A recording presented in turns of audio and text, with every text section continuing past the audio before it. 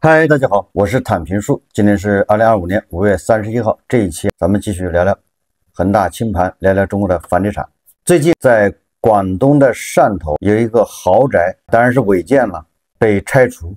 这个在网上也引起热议。这个怎么回事？我想大家在网上恐怕也看到了很多这种视频，几十台挖掘机突袭进场，耗资10亿的潮汕私人豪宅叫英之源，一夜之间成为废墟。上演了一幕现实版的眼见他起高楼，眼见他楼塌了。这个英之源属于曾经的汕头陈银标家族，这个陈氏家族曾经是汕头著名的乡贤之一。在潮汕这样宗族和乡土力量盘根错节的地方，那陈家是一个非常有实力的一个大家族啊。陈家的英之源豪宅兴建于2013年，但是今年又闪电的拆除，那么在这12年间有着怎样的跌宕起伏的秘密？所以今天我们也聊一聊这个10亿豪宅英之源。大家先看一段视频。各位家里人啊，英之源事件全世界都知道了。前几天我在肯尼亚遇到同胞，刚表明自己是潮汕人，对方就问：你们那的英之源最近很火啊，究竟拆不拆啊？他这一问让我五味杂陈。昨天晚上还有法国的华侨发了视频给我，他说能不拆就不拆吧，这样太浪费太可惜了。我真的没想到远在国外大家都在关注这件事情。违建必拆，这是原则，我们都明白。之所以最近会这么轰动，是因为英之源跟浦东的违建不同，它不是毫无温度的钢筋水泥建筑，而是承载着潮汕灵魂的传统大厝。我们从网上看到的画面，这座原址精美绝伦，嵌池、石雕、木雕栩栩如生，每一处细节都凝聚了老匠人毕生的心血，这堪称潮汕工艺的活态教科书。如今这座倾注了无数心血的建筑却面临被拆除的命运。网上关于英之源的讨论其实早就炸开了锅，一方面认为拆了太可惜，不如改建成非遗展馆，一方面则坚持法律底线不容触碰，违建必须拆除。作为一个热爱文化的潮汕人，每次刷到相关的视频，我真的很纠结。从情感上面看着祖辈传承的记忆结晶即将化为废墟，谁能不心疼？但是从法律层面思考，如果英之源不拆，那以后的土地管理、城乡规划的规则又该如何执行？对于这件事，我不禁想问，既然认定是违建，当初这块地是如何获批的？谁批准了建设？又为何在长达10年的施工里边没有及时制止，偏偏等到建成了，老板虎落平阳了之后才处理？再看看我们潮汕各个村庄，如果严格按照规定审查，宅基地上面建成的房屋又有多少是违建？我想大家心里都清楚。难道就没有两全其美的办法吗？相关部门能否换一个思路，依法没收英之源之后，由专业的团队评估整改，重新处理，将其打造成潮汕文化的展示窗口。退一步来说，把它改成法治主题公园，既能警示众人遵纪守法，又能保护我们的文化遗产。如此一来，既维护了法律权威，又保住了我们文化根脉，总比简单粗暴的一拆了之强吧。在我看来，拆除真的是下策。再从长远去看，一旦拆除英之源，首先会造成巨大的人力物力浪费，其次可能会影响在外潮汕游子回乡投资的热情，进而冲击当地的经济发展。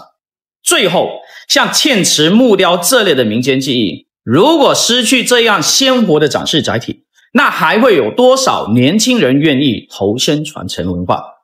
无论是经济战，还是文化战，还是法律战，我们都得慎重权衡。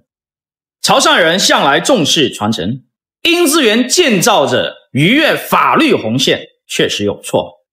不过，这座原址承载的文化价值不应该被轻易的抹去。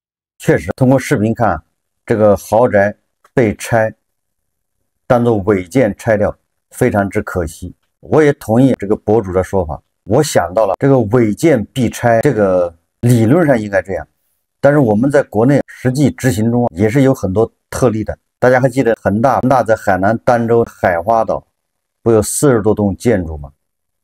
这就是违建的。海洋局下的通知，因为它那是填海造岛，破坏了什么珊瑚的生态。我记得当时是儋州地方政府是要求把它拆掉的，后来恒大不是搞行政复议嘛，最后结局是40几栋楼没有拆，但是归地方政府了。地方政府再出钱去治理海岛海洋生态，你看这不是两全其美吗？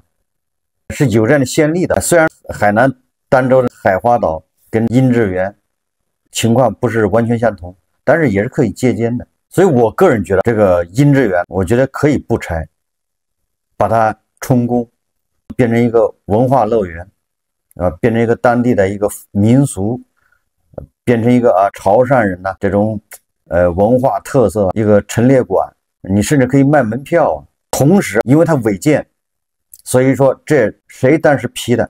这大家也知道2012年它新建的，那个时候恐怕对土地管理，尤其是农村地区它没那么严，很多地方都搞那种叫先上车后补票，或者叫闭着眼，它无非就是规模太大，那也有一定的历史原因。当然了，不是说它违建了，那应该有人要为这个负责任。当地的政府监管部门这12年来你在做什么？有人要为此担责，这个没问题。这个房子建筑不要拆了，不是浪费吗？但是你相关人等你犯法了，你这也得追究责任。我想这两个不矛盾的。他这个殷致园为什么一定要把它拆掉？这个殷致园的主人是陈氏家族，叫陈英彪，他是汕头潮阳区叫西芦镇西二社区的村民。这个人早年当过兵，退伍后就在这个西芦人民公社保卫处工作。这个陈英彪本人是兄弟仨，一个哥哥一个弟弟，他是老二，兄弟3个人，他自己有3个儿子。这个在潮汕都是这种风俗，他的3个儿子下面又有7个儿子，那对他来说就是7个孙子。所以你说陈英彪加上他的哥哥他的弟弟的那下一代，那是个庞大的陈氏家族，有点像咱们说的《红楼梦》荣国府、宁荣2府、大观园。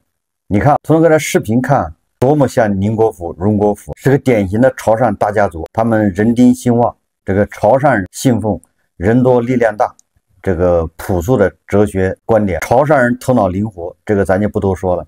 潮汕人善入经商，潮汕的商人名人非常多李超人，还有什么？还有姚老板呢，宝能的姚老板，准备入主万科的，还有以前的国美电器的黄老板，名人非常多这潮汕人还挺团结，潮汕人比较开放，满世界跑，所以说他们善入经商，善入做生意。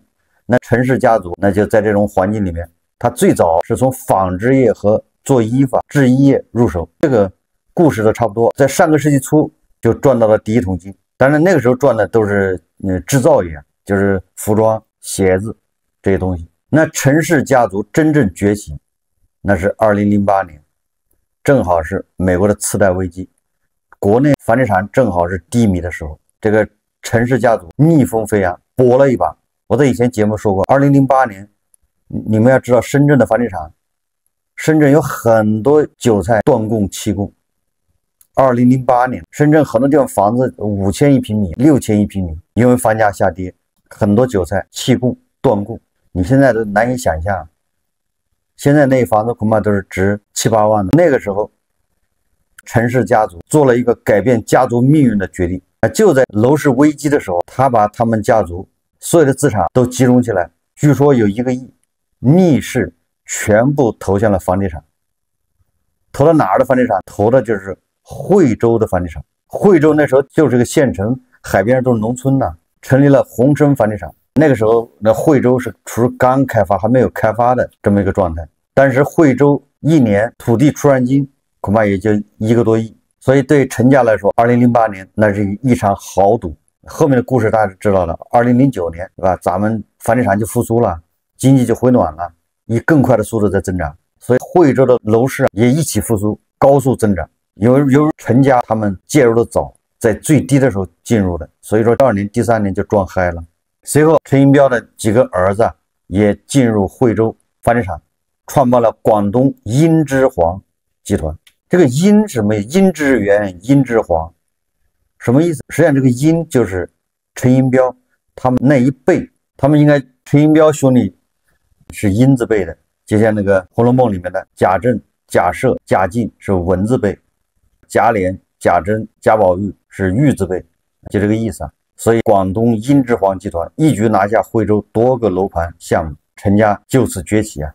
像所有的潮汕人一样，赚了钱，如果不回老家盖房子，那就像锦衣夜行。所以有了钱之后，第一想到的叫光宗耀祖，回老家盖房子。这个陈寅标想在老家盖一栋可以光宗耀祖的大宅，我那个时候恐怕他不愿意掏钱买那个宅基地，就是买了地变性，变成这个住宅用地，所以他就钻政策空子，用工业用地的名义拿地，然后来盖住宅，这显然是违规。早在2009年，陈寅标就用164万从西二社区居委会买下20.5亩地，他和当时的村主任口头约定，以后再办土地变更手续。这笔交易在当时就为这个亿万富翁省了500万。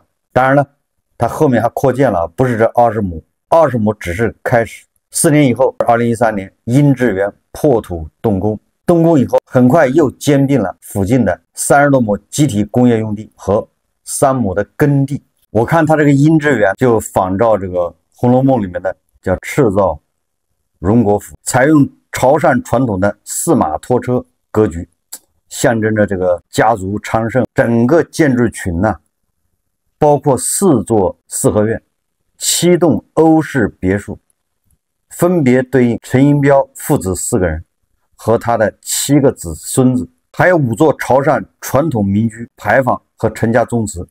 这个是陈家宗族力量和传承的展示。据说为了建英之源这1万多平米的超级豪宅，从潮汕请来最好的工匠上百名，大量融合金漆木雕，也就是潮汕的那种传统工艺，这些都可以申请非遗。当地人还真给这个陈家的豪宅起了个名字叫大观园。所以说网友就在疑问，从2013年开始建，动静这么大，规模这么大，浩大的工程，那地方政府看不见吗？为什么不在他建的时候阻止呢？他违建的事实持续了10几年了，为什么2025年才拆呢？实际上我告诉大家，应该是有更高级别的，对吧？人发话了，这个未必是地方政府的意思，大家还想得起来吧？应该是6、7年前，某一个山下面也是大量的别墅啊，那别墅也都盖了10几年了，有的是新盖的，也非常多豪华别墅，有的不比这个英之源差呀。但是随后一声令下，全部拆掉，而且大大小小好几百名官员落马，大家应该知道吧？所以说英之源这么豪华的建筑，还这么有价值，这么建筑说拆就拆，应该是有特别的指示啊。我想这个大家应该心里有数，只能说可惜了，完全没必要拆，应该没收、充公、法办这些违法犯罪的人，该抓抓。我想大家也清楚，为什么2025年拆呢？那是因为陈家就像贾家一样，那贾府为什么被抄家呢？所以我们读《红楼梦》和这个潮汕的陈家那不是一回事吗？因为房地产行业不行了，这个陈家靠的就是房地产发家致富，他的主营业务就在惠州。那惠州的房地产现在房子卖得掉吗？卖不掉，去化难，贾家势力不行了，靠山也不行了，你没有钱，你现在是个麻烦，对吧？他在朝廷的势力，谁还为他说话呀？这不就是抄家吗？实际上这就反映的，这是你要从房地产行业来看，就一点都不觉得奇怪。许老板首富他上过城楼，那现在不也在踩缝纫机吗？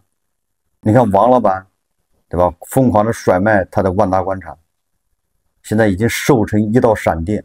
万科的创始人王石，恐怕现在都是寝食难安，觉都睡不好啊，都通过朋友圈来表明自己的心态，来为自己辩解，呼啦啦大厦将倾。所以说2025年拆这个英之源，那不正好是一个映照吗？2025年这些房地产老板个个都在这个悬崖边上，进去的到安心了，到踏实了，恰恰是那些还没进去的惴惴不安，惶惶不可终日啊。这是关于英之源我的看法。所以我们天天去读《红楼梦》，这和200-300年前发生的事情不都差不多吗？有多大的区别？我们再聊聊这个正题。我看今天晚上又有个热搜，叫6年坚持4不买，存了60万。我看很多这个视频，我就不发了，大家自己可以在网上看。什么意思？这些发视频的人都说他通过6年时间存了60万。那他是怎么做到的？那当然首先得有工作啊，叫开源节流。怎么开源节流？坚持4不买。哪4不买？第一个，不买奶茶，好像是这样。当然了，跟每个人不太一样。我看写的比较多的，第一个是不买奶茶，因为奶茶既费钱又不利于身体健康。第二个不买什么？不点外卖，坚持做饭，自己做1顿饭管2顿，晚上做吃完了，第二天还带到单位去当做午饭，能省不少钱，关键还健康。第三不买什么？好像不买什么时髦的衣服，大概是这样的，就不买那不必要的东西。第4个不买，就不买房，坚决不买房，然后是等到钱攒够了再买房。所以他秉着这种极简的这种叫生活哲学啊，6年存60万。这个60万搁在几年前好像也不咋地，也就买一辆宝马5。但是60万你放在现在可以买2辆宝马5。你说到底是人民币是升值了还是贬值了？钱是值钱了还是不值钱了？我记得以前流行的是月薪3000，就是什么滚什么存单法，一个月存多少，3年攒了10万。现在更狠了，现在是6年攒60万。这个时候如果你要有60万存款，那你相当的安逸，他还没有贷款。虽然说日子过得计划的有点紧巴巴的，舍不得花钱嘛，抠抠缩缩嘛。但是你想，这个时候在现在这个经济环境下，你有60万存款，那简直是快活似神仙。你不焦虑，你也不担心说马上就失业。实际上，一直看我节目的人都知道，2021年9月份恒大一暴雷，我是不是天天在节目里面，这个房地产节目里面，2021年9月份开始，我就天天呼吁存工行。那现在转眼小4年了，如果那个时候听我节目的都在存工行，现在差不多也存了不少钱了。拒绝任何投资，骗你的人可以，不能骗你的钱。把所有的这么外债能还的全还掉，把所有的理财全部赎回，把所有的什么买的什么基金、什么股票，早割早收益，完了就存银行，坚决不借钱给别人。已经借出去的钱尽量要回来，你越往后越要不回来，因为越往后人越难，人家没法还你，越早要越有可能要回来。这个可是4年前。现在你看啊，网上居然流行这个，比谁存得多，比谁更能存，现在成了风气。我们已经呼吁了4年了，坚决不炒股，坚决不去买黄金，对吧？咱们是不是一直呼吁，你买房你全款，你要有那么多钱你就买，不要贷款，全款买房你就是消费呗，涨了你就赚了，跌了你也不怕，不加杠杆。如果仅仅是咱们这频道的或者一小部分人坚持存钱，那是没问题的，那说明咱们叫先人一步。但是咱们话要说回来，如果全社会都像我们这样玩命的存钱，都往银行存，那就是叫恐怖螺旋，那通缩就是叫螺旋式下降。因为大家都在存钱，都不花，那消费低迷，现在投资又不行，外贸也不行，那叫倒闭。企业倒闭，咱们更得失业，收入更低，收入更低更得存钱，这不就恶性循环吗？但全社会都流行这种，当晚上热搜都是号召存钱的时候，这不是什么好现象，这只能预示着经济会进一步的恶化。你但存钱成为流行吗？不，存钱不是少数人的这种行为，而变成一个大家都这么干，这不就是不花钱吗？但大家都不花钱的时候，你说这个经济能好得了吗？所以它又变成一个恶性循环。如果少部分人这么干，一小部分人这么干，那说明你们比较精明。所以我看到网上这个什么6年坚持4不买，存了60万，但这个上了热搜，但这个什么3000一个月，3年存10万，但这些成为一个流行的时候，那对经济那是更加这个叫深深的担忧。摩根士丹利最近他的报告说，中国经济通缩将持续。摩根士丹利将2025年中国 GDP 增长率预测从 4.2% 上调至 4.7%， 但指出在持续的通缩之下，名义 GDP 增速或将在今明2年停留在 3.5% 至 3.6% 较低的水平。该行中国首席经济学家邢自强称，中国以供给侧为中心的增长模式短期内很难逆转，料通缩将会持续。秦志强在大摩2025年5月30日年度中期展望媒体见面会上发表了上述观点。在他看来，无论是地方政府的激励机制、财税体制、国有企业行为模式，还是一直以来中国经济对供给侧的路径依赖，都使得通缩的压力根深蒂固。秦志强指出，长期以来，中国地方政府考核就是 KPI 侧重于 GDP， 这事关地方官员的政绩考核，而 GDP 本身是生产型统计，不是消费型统计，这使得工业产出和出口更容易纳入统计数据，政策倾斜便随之偏重出口投资，而对消费和服务关注不足。他也表示，在财政方面，地方政府也有着相当务实的考虑，这是源于增值税是中国第一大税种，而非所得税。增值税是基于生产和产出的，对于地方官员来说，他们试图让一家电池厂商或汽车公司在其县级市建立工厂时，公司最终能获得多少利润并不重要，更重要的是产出。地方财政收入和政绩考核都更与产出挂钩，而不是当地居民收入和居民消费挂钩。什么意思呢？就是地方政府或者我们所说的 GDP， 它统计的主要是生产， GDP 越高是说我们生产东西越多。地方政府的考核是跟生产有关系的，它跟消费跟企业利润没关系，跟消费没关系，跟企业利润没关系，那它跟居民收入也没关系。当然了，秦志强还说了其他的一些原因，自2021年下半年以来，中国房地产市场进入深度调整。秦志强坦言，不仅房地产市场低迷造成了负财富效应，是形成当前通缩的重要原因之一，而且政府为了弥补房地产动能缺失，实现新旧动能转换，将包括补贴、银行信贷等资源向制造业倾斜，也加重了供需不平衡，从而使通缩进一步恶化。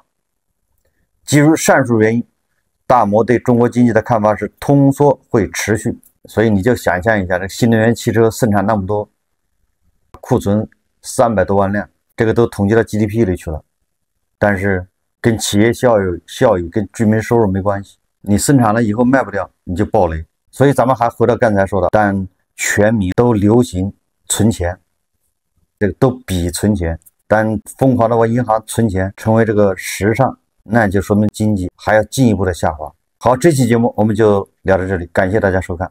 如果喜欢我的节目，欢迎订阅、转发，也可以在下方留言评论，谢谢大家。